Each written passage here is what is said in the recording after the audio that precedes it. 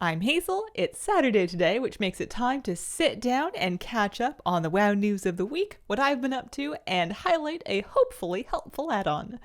This week, Gift of the Titans was hotfixed into Horrific Visions. This is something that we had available in the BFA version of Horrific Visions, but was not in the new one until recently. What this is a buff that can proc while you're in visions at any level, and it's going to grant you a bunch of haste and movement speed while also reducing sanity loss. Getting a proc of Gift of the Titans at the right time can absolutely save a bad situation, and it procs fairly often, so having this with you in visions can help you go a lot farther. You do not have to do anything to get this set up. You don't even need to research it on the tree. It's already in for everybody. It will proc automatically when you kill a mob after the internal cooldown is up, and the buff lasts for about 20 seconds. It's not going to be anywhere close to full uptime, but it is pretty good uptime and helps out substantially. If you're out there trying to get maybe your Helm enchant unlocked, or perhaps you are collecting materials for the Void Crystal Panther, or maybe you're still trying to solo 8 masks for the Mad title, all of it should go more smoothly now that Gift of the Titans is in. In another hotfix to new content this week, Blizzard adjusted Dastardly duos and put the rewards onto the vendor off of the weekly quest, which is functionally no change at all, except that now you have to buy them for 100 resonance crystals. But it's nice because they are letting you see what's coming in the future without you having to wait for that quest. It makes it a little bit more obvious what it is that we're going to be collecting. You can see what you're missing and then just get it off the vendor once you have done the appropriate weekly quest to unlock it. And to make up for those extra resonance crystals we're going to have to spend, they are now giving you 250 resonance crystals from the Dastardly prize purse you get for winning a Dastardly Duos encounter. The new reward that we get this week from Duos is the Podium Toy. It lets you place it down anywhere to show off your Dastardly Duo score, assuming that you can find somebody who cares about your Dastardly Duo score. The weekly quest for Dastardly Duos does not take very long to do, and if you feel like you still don't understand what's going on, that's okay. A lot of the finicky little bits of Dastardly Duos are just about getting your score up, and the score is not for very much. As we mentioned last week, there is an achievement that wants you to get your score to certain thresholds, but that achievement is not for anything other than points. So achievement hunters will want to work on it, and if you're like having a great time with it, then I'm very happy for you. But otherwise, don't feel stressed about not understanding the Dastardly Duo scoring, because it's a strange game that doesn't really matter. Other things going on, the Legacy of Arathor patch is coming out this week with this upcoming weekly reset on June the 17th. It's bringing along a couple things we talked about last week, overcharged delves and lore walking quest lines. Other things that we didn't talk about too much, there's going to be a new set of story campaign quests with some title and tabard rewards. There are faction-specific titles and tabards, and the different factions will play through different versions of the storyline, so if you like to see both sides, make sure you do it on an Alliance and a Horde character. Everybody, regardless of faction, when they do this, will get a cosmetic copy of Farron's shoulders. So if you've been eyeballing those, then they are coming your way soon. We're heading out to the Arathi Highlands with Farron to expose a conspiracy. So nice little something for the Farron fans and the general lore enthusiasts. Another feature coming with the patch next week is the rotation assist, as well as the one-button rotation. Rotation Assist looks like this when turned on, and it highlights your next recommended ability. So it will detect things like AoE and execute range, and it will recommend an ability for you to press next based on various parameters. If you've ever used or heard of an add-on called Hekili, this is basically the same thing but built into Blizzard. You can enable this next patch if you like in the settings. There is also, if you want to go a step further than that, the one-button rotation, and that is a keybind that everybody has that you can press to use your next recommended ability. You could just put this on your bar as an extra thing for you to mash whenever you're like thinking or not sure of what you should use next, or maybe you're just doing other mechanics and you're overwhelmed and you want something to make sure you're getting some uptime. Or, if you like, you could just clear off your bars altogether and just use that one-button rotation.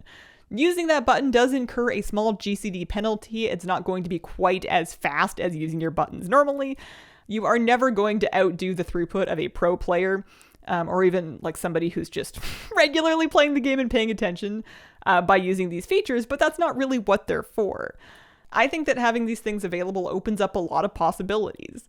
Imagine, for example, being nervous about raiding for the first time, and you use the one-button rotation so that you can pay full attention to the various raid mechanics and make sure that you're keeping up while also getting half-decent uptime. Or you could use the rotation assist on a brand new alt or new spec that you want to try out just to get the basic muscle memory down before you dive right into the deep end. There's also nothing that says when you have rotation assist on that you have to press the recommended next button. It's just a suggestion. So if you just feel like sometimes you get lost, you can always turn it on and see if you like it, and then turn it off if you don't. All of these things are just options. Hi, buddy. Hi, buddy. How you doing? You sleepy? Oh, yeah. Well, he's not in the shot anymore, but there's a dog down here, I promise. Another new thing coming in 11.17 is the Recuperate ability. This is going to be available to all classes. You get it by default. It will be in the general tab of your spellbook. And it looks like this. This is a out-of-combat self-heal. You channel it over 30 seconds and it heals back half of your health. Important to note that it does not give back mana, so this is not going to replace your water for drinking in instances as a healer.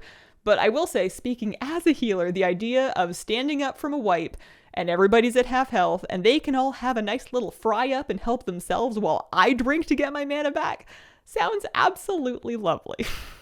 Sure, a lot of us have been in that position where you're spamming heals out of combat to try to get everybody topped back up, and then the second they dive in and you still have no mana.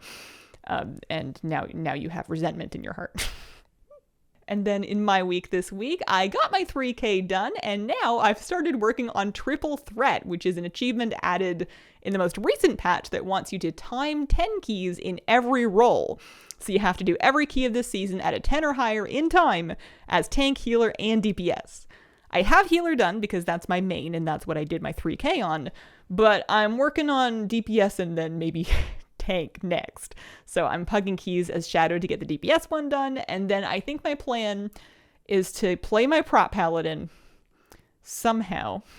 I'm just going to go in with big dreams and no plans. I think the saving grace of starting tanking this season is that most of the dungeons are pretty linear. There's not that much variation in which packs you're going to pull, and I feel like you can kind of wing it, especially on a 10. You can kind of wing it and get away with it. At least I'm hoping that's true. We're gonna find out. Also, I got my 8 mask timed. I soloed the Orgrimmar 8 mask and got my mount because I did the Stormwind one duo with Flabby. I still need to solo Stormwind if I want to get the title, and I think that's going to be very hard because Umbric in particular is very nasty as a Shadow Priest with super limited interrupts, but I'm going to give it a try. I didn't have Gift of the Titans last time, so we'll see if that helps. And then for our add-on highlight this week, I would like to show you an add-on called Dialogue UI. What this does is it skins the dialogue window, so basically your quest text window, and makes it much, much more readable. You can choose a light or a dark theme, you can adjust the size of the window or the font, you can choose if you want to have the camera kind of punch in and punch out or the rest of the UI disappear while you're reading text to make it more immersive, or you can get rid of all of that and just have the window be more readable depending on whatever it is that you like. There is also a text-to-speech voiceover option available if you would like the quests read to you. The mine in Northshire isn't the only one with problems. I have reports that the Fargo Deep mine in Elwyn has also become a haven for kobolds. I personally like to keep the sound thing off and the camera zoom thing off, and I just use it to make things nice and readable. And then I just recently discovered this valuable reward feature that it has that can put chests on your screen whenever you get them as a quest reward. So when you loot a chest as a quest reward, for example, from a weekly quest, you can click the pop-up on the screen to open the chest right away. With how many weekly boxes there are flying around lately, I think this is going to come in pretty handy. I think that Dialogue UI is going to make an excellent companion to the new Lorewalker questlines that we're getting next week with Legacy of Arathor. And that has been the week. Thank you very much for watching. If you want to say hi or ask me any questions, I am live on Twitch 5 days a week from 9 a.m. to noon Pacific time, Wednesdays through Sundays.